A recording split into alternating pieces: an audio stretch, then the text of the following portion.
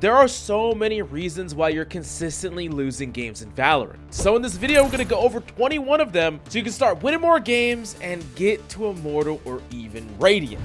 But the first one is super important. It's about giving away information. I've been doing a lot of VOD reviews lately, and players are giving away information for no reason all the time. You run away from the choke, making a lot of noise. You run into your teammates, making a lot of noise. You're reloading your gun when you don't need to, or you're too close to the enemy. It might give them information. You're picking up a gun. There's a million different ways to give away sound information to the enemy, and if you're doing this without understanding the consequences, you're gonna lose games because of it. Like, as an example, let's say your team is all grouped up A after y'all played default for a while, and you decide to go run up and push up and run to your team. You start walking when you're kind of near the choke, but you were not close enough to stop in time for the enemy to hear you, call a rotate for their team, and now you're about to push in with a little bit of time left onto 5 people. Yeah, you're the reason that your team is gonna lose that 100%. And that's just one small example of how information can cost you games. So have control over it, understand when there's a possibility enemies have it, and use that to your advantage.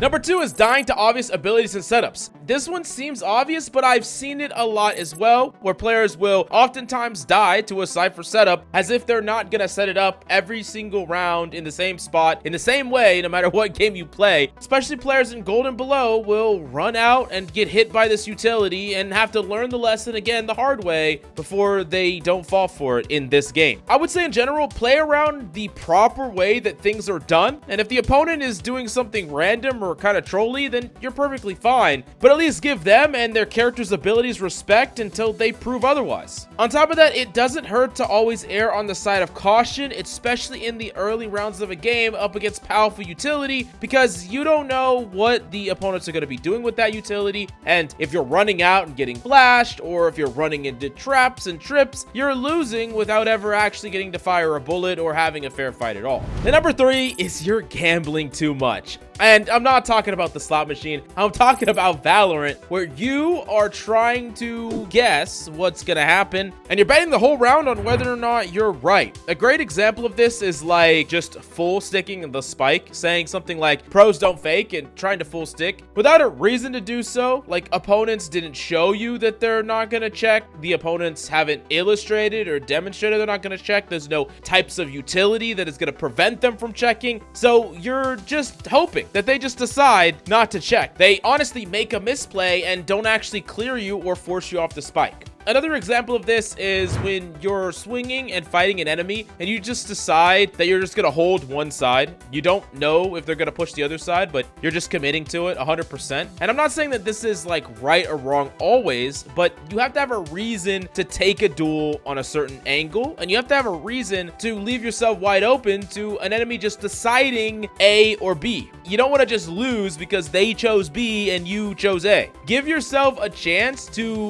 win in a varying amount of situations as much as you can play around those things. I'm not saying you can play around everything, but in many situations you can play it in a way that you have a chance of winning regardless of what your opponent decides to do. But if you want to glue a certain amount of consistency to your gameplay, then you're going to want to have great aim. And getting that great aim is not easy. It's going to take time and effort, but sometimes it's hard to know what you need to work on. And that's where our Aim God course comes in, where we build in the proper fundamentals so that you can develop your aim from the ground up and build yourself into a top tier aimer as quickly as possible. We have a free rank calculator on the website so you can see exactly what rank you could be gaining and a money back guarantee stamped on top of that. So there's literally no risk. What are you waiting for? Check it out right now down below.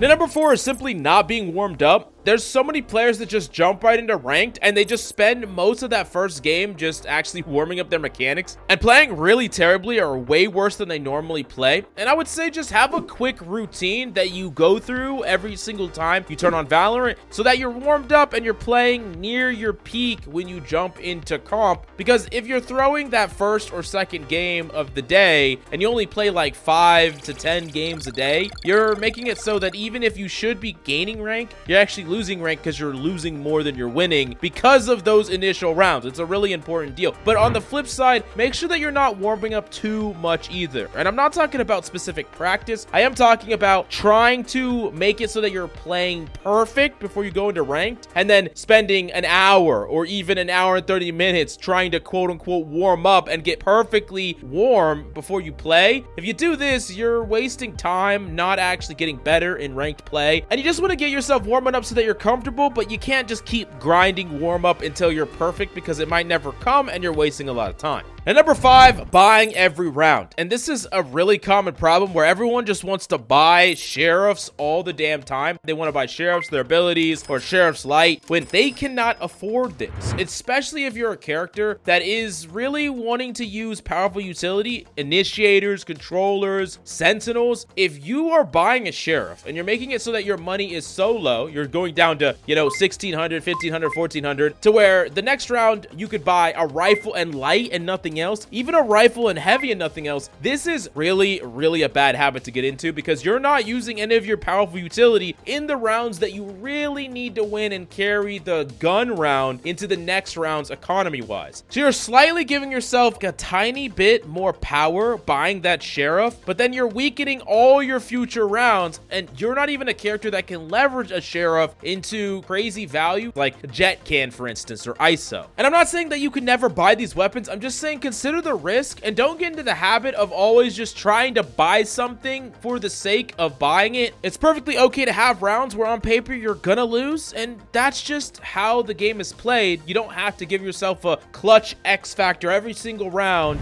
But number 6, dying without using utility. I want you to consider the value over the course of the round that your character will get if they stay alive. This can really change how you're taking duels, because we all get in that situation where we're playing a position, we trade bullets with somebody, maybe we both win, maybe we do a little bit of damage to each other, and then you decide to refight that person. Understand that oftentimes getting out, living, making sure that you're alive to use utility is super important, instead of gambling it to either get no value or win and get a ton of value. And you don't have to do that, because many times the value that you'll get with your utility use is worth more when we compare it to the potential value you'll get if you take this duel. A really common example I see, let's say someone's lurking up on Ascent B and you're Sova, and you kind of see each other and you decide, I'm going to commit to this duel. Now, if you win the duel, cool, that's fantastic. If you lose this duel, or even if you win it and get traded out, all of a sudden your super powerful retake utility, your dart, your drone, that could have helped your entire team flood onto site and potentially win the other point because the enemy's actually planted there on A, that's gone.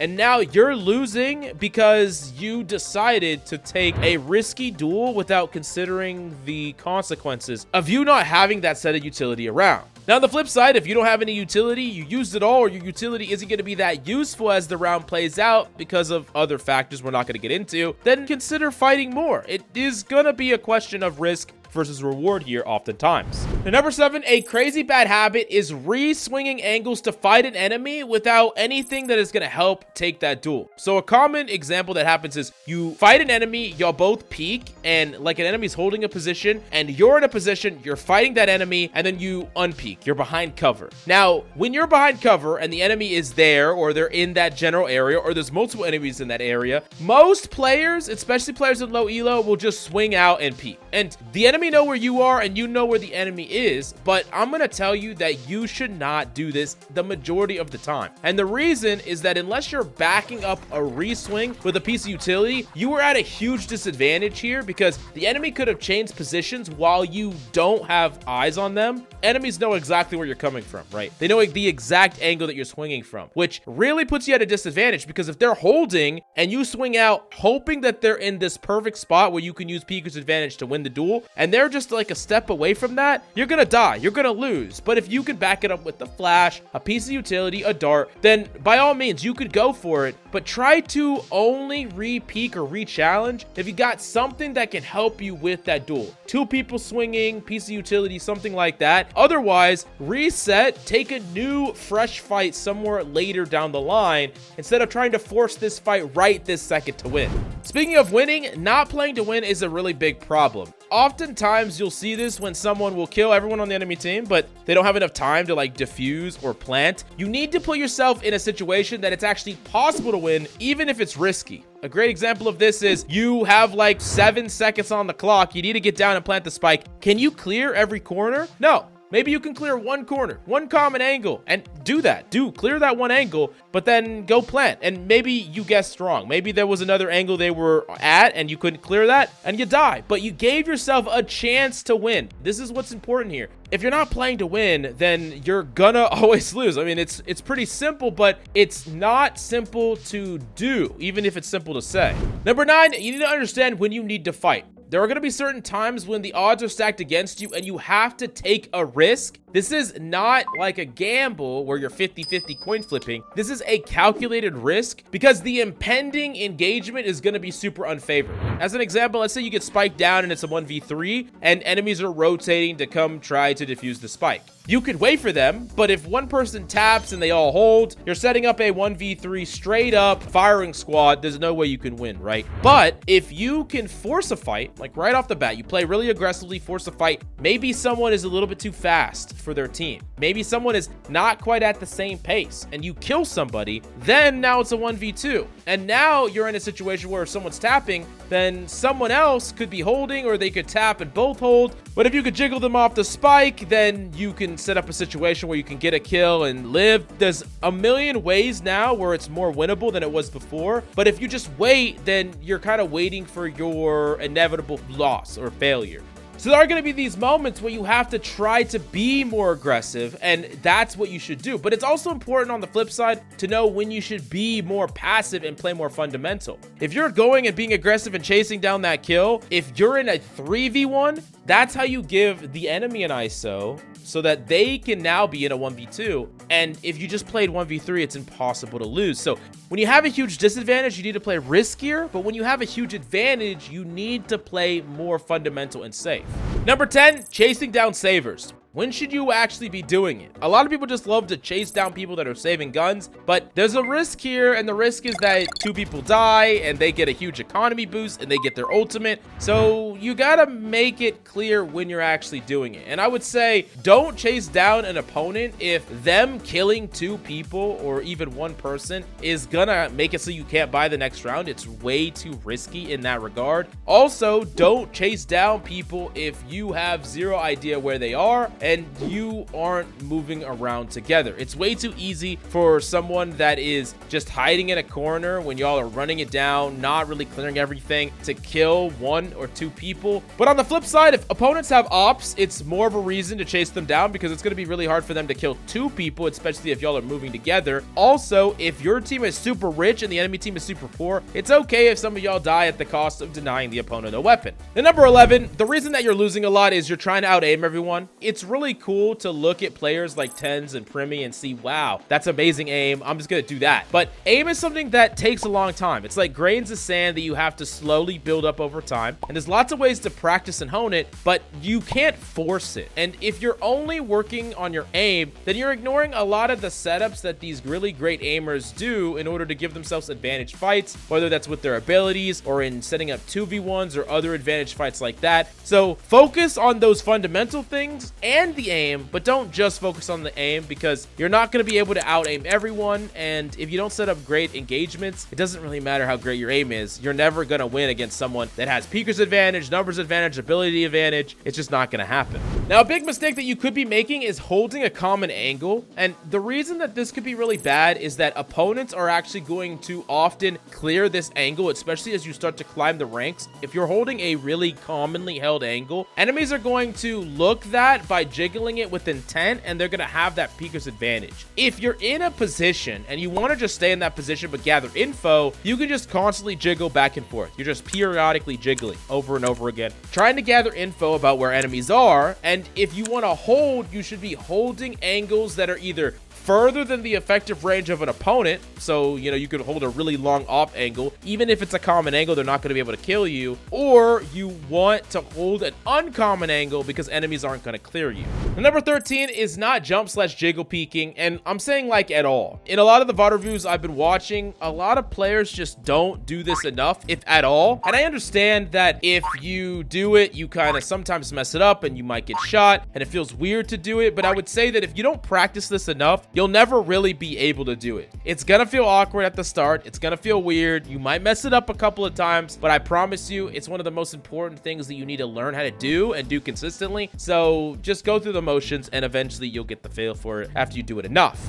14 is not playing to trade a teammate. This is one of the biggest fundamental mistakes that so many players make, and it's splitting up or giving away their potential 2v1s for really no reason. You are in a 2v1 against an enemy, you should be moving together, covering angles that each other are not covering. Because you want to put yourself in a situation where even if one of y'all die, the other one instantly gets info and instantly can take a fight against someone they know exactly where they're at. This is super important, but if y'all are playing too far away to where if one of y'all dies, the other one can't even trade properly, then you're really throwing away that advantage that y'all have. And even when players are scaling out on site, when they're pushing out on site together, trying to take site, if you're not playing so that you can trade out your person that's taking first contact, then you're not playing correctly. They're playing too fast or you're playing too slow. And like another example is that if you're in an angle where you can swing to try to trade out a teammate, unless you have a legitimate reason to hide information, you need to take that duel and trade out your teammate almost always. Think about it like you either kill them or you both die. Because that's kind of the right mindset to have. When your teammate dies and you are afraid to swing, you're giving up all that advantage that you would have, like the opponent not being ready for another person. They're not going to have perfect crosshair placement or recoil. There's so many advantages there that you just have to take that fight.